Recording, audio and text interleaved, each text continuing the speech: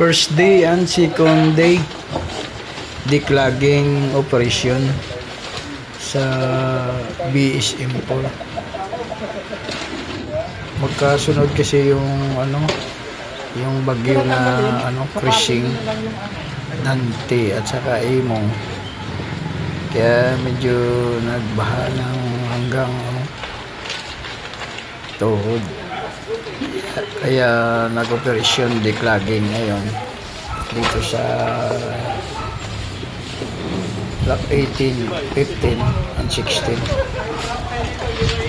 hanggang sa main road, at halos lahat na block gagawa na declogging, kaya para hindi naman sa sunod.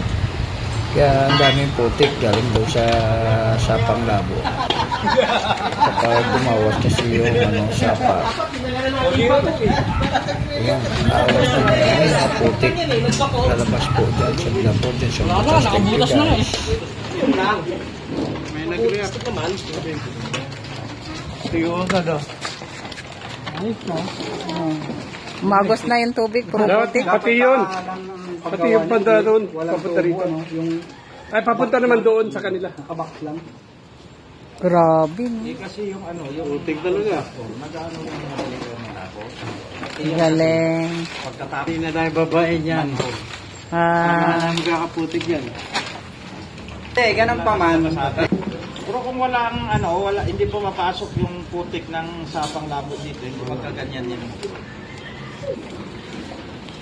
Magkano kaya doon magagastos sa late? Ang Gilbert? Ayun, may ako kaso nga lang walang yung... Yan na ipin. Mahirap yung kasi tumataas yung gamit doon sa sapang labo eh. Ipagdating ng panahon na matakpan na siya, Ay, sasagirain. sisirain mo naman. Oo, hindi katulad ng ng chinlock.